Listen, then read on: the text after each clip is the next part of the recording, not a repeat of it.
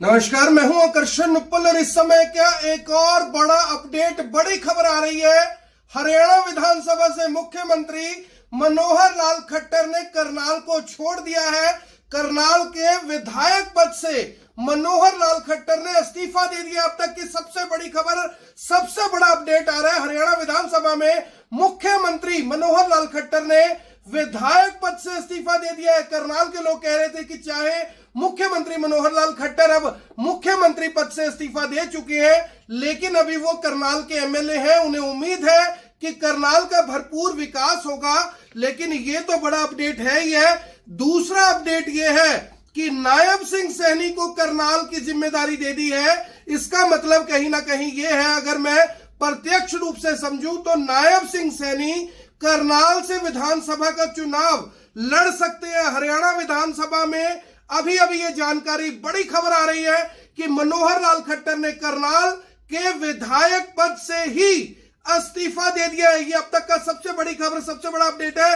मेरी आप सभी से अपील, जो भी लोग इस वीडियो को देख रहे हैं इसे साथ के साथ जरूर शेयर करें। इससे कहीं ना कहीं अब इस बात को मोहर लगती हुई दिखाई दे रही कि करनाल से शायद मनोहर लाल खट्टर लोकसभा का चुनाव भी ना लड़े, क्योंकि लोकसभा का चुनाव लड़ने के लिए विधायक पद से इस्तीफा देने की उन्हें जरूरत नहीं थी। लेकिन अब जिस तरह से एक बड़ा राजनीतिक उलटफेर हो रहा है हरियाणा के अंदर, इसका मतलब यह है कि कहीं ना कहीं बीजेपी के शीर्ष नेतृत्व को यह लग रहा था कि अगर मनोहर लाल खट्टर हरियाणा के मुख्यमंत्री रहते हैं तो लोकसभा और विधानसभा चुनावों में पार्टी को बड़ा नुकसान हो सकता है। ये बड़ी खबर है, बड़ा अपडेट है। मेरी आप सभी से अपील, जो भी लोग इस वीडियो को देख रहे हैं इसे साथ के साथ जरूर शेयर करें।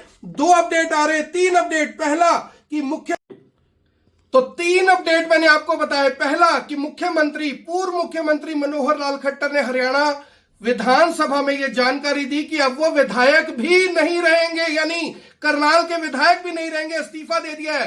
नायब सिंह सैनी अब करनाल से चुनाव लड़ सकते हैं विधानसभा का, यानी एमएलए कौन होंगे? नारायणगढ़ के विधायक रह चुके नायब सिंह सैनी, जो फिलहाल कुरुक्षेत्र से सांसद हैं और अब करनाल से चुनाव लड़ेंगे। अरे भाई, ये क्या केमिस्ट्री हो रही है? क्या करनाल ने कोई गलती कर रखी है कि हमेशा बाहर से ही कोई करनाल में लाकर थोपा जाएगा? क्या करनाल ने कोई ऐसी गलती कर रखी है कि कभी कोई सोनीपत से आता है, कभी कोई पानीपत से आता है, कभी कोई दिल्ली से आता है, कभी कोई जालंधर से आता है, कभी कोई हिसार से आता है, कभी कोई विदिशा से आता है, और अब नारायणगढ़ से मनोहर लाल खट्टर की जगह नायब सिंह सैनी करनाल से चुनाव लड़ेंगे? और इस बात पर भी मोहर लग चुकी है कि मेरा अपना आकलन है कि मनोहर लाल खट्टर अब करनाल से लोकसभा का चुनाव नहीं लड़ेंगे, क्योंकि लोकसभा का चुनाव लड़ने के लिए उन्हें मुख्यमंत्री जो नायब सिंह सैनी है उनको यह कहने की जरूरत नहीं थी कि मैं करनाल की जिम्मेदारी आपको देता हूं, और विधायक पद से तो वैसे ही इस्तीफा देने की जरूरत नहीं थी। अब यह लग रहा है कि मनोहर लाल खट्टर या तो केंद्र में भेजे जाएंगे बीजेपी संगठन के अंदर, या फिर अब उन्हें राज्यपाल बनाया जा सकता है। ये 2 ही संभावनाएं फिलहाल रह गई हैं। अगर वो राजनीति करते हैं तो या उन्हें राज्यपाल बनाया जा सकता है, और या फिर उन्हें सेंट्रल, यानी कि जो बीजेपी है, बीजेपी उन्हें अपने संगठन में सेट करेगी। चुनाव लड़ने की जो तमाम जितनी भी संभावनाएं थी, मुझे वो खत्म होती दिखाई दे रही है। मेरी आप सभी से अपील, जो भी लोग इस वीडियो को देख रहे हैं इसे साथ के साथ जरूर शेयर करें। एक बार त्रिलोचन सिंह को अपने साथ जोड़ लेते हैं, उनसे बात कर लेते हैं कि वो इस बारे में क्या कहेंगे, क्योंकि त्रिलोचन सिंह करनाल में 2019 में चुनाव लड़े थे मुख्यमंत्री मनोहर लाल खट्टर के सामने, कांग्रेस की तरफ से लड़े थे। 35,000 वोट उन्हें लगभग मिले थे। त्रिलोचन जी, ये एक बड़ा अपडेट आ गया। मुख्यमंत्री साहब ने तो, जो पूर्व मुख्यमंत्री थे मनोहर लाल खट्टर, उन्होंने विधायक पद से इस्तीफा दे दिया। इसका मतलब सीधा सीधा ये है, उन्होंने नायब सिंह सैनी को कहा कि मैं करनाल की जिम्मेदारी आपको देता हूं, यानी अब ना तो वो विधायक है। पहला अपडेट। दूसरा अपडेट कि वो शायद करनाल से लोकसभा चुनाव भी ना लड़े, और तीसरा अपडेट कि अब बाहर वालों को ही करनाल पर थोपा जाएगा। नायब सिंह सैनी अब करनाल से चुनाव लड़ेंगे विधायक का।